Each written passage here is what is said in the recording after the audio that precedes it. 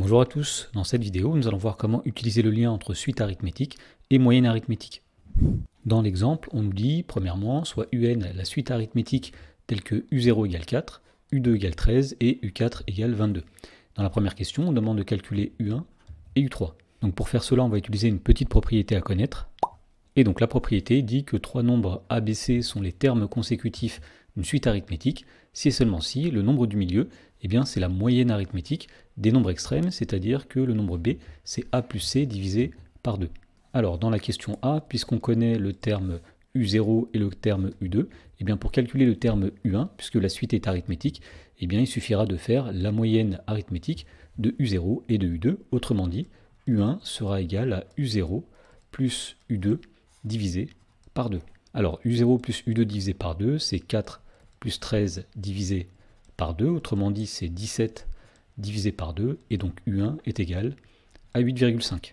Ensuite, on nous demandait de calculer U3, donc même chose, puisque U3 est situé entre U2 et U4, et que la suite est arithmétique, nous dirons que U3, c'est la moyenne arithmétique de U2 et de U4, c'est-à-dire U2 plus U4 divisé par 2. Alors U2 plus U4 divisé par 2, c'est-à-dire 13 plus 22 divisé par 2. Alors 13 plus 22, on va trouver 35 divisé par 2. Et donc on trouve finalement que U3 est égal à 17,5. Dans la question B, on demande cette fois-ci de déterminer la raison de cette suite. Alors pour faire cela, eh bien, il suffit simplement de faire la différence entre deux termes consécutifs de cette suite. Donc par exemple, la raison, ce sera U1 moins U0. Alors on aurait pu faire aussi U2 moins U1 ou U4 moins U3. Donc peu importe, U1 moins U0, c'est-à-dire 8,5 moins 4, et on trouve que la raison de cette suite, c'est 4,5. Dans la question numéro 2, on nous dit soit Vn une suite telle que V3 égale 6, V4 égale moins 2 et V5 égale moins 11. Et on nous demande si la suite Vn est une suite arithmétique en justifiant. Alors pour faire cela, on va utiliser à nouveau la propriété que nous avons rappelée.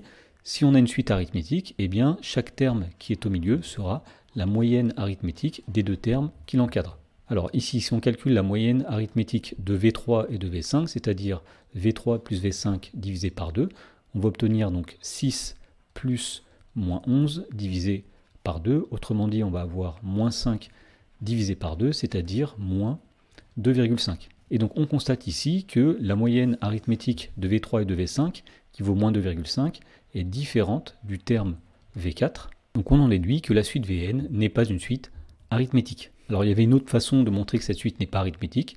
Eh bien, il suffisait de calculer la différence V4 moins V3, c'est-à-dire moins 2, moins 6, c'est-à-dire moins 8, et d'autre part la différence V5 moins V4, c'est-à-dire moins 11, moins 6, c'est-à-dire moins 5, et on constate que, puisque ces deux différences ne sont pas les mêmes, la suite ne pouvait pas être arithmétique.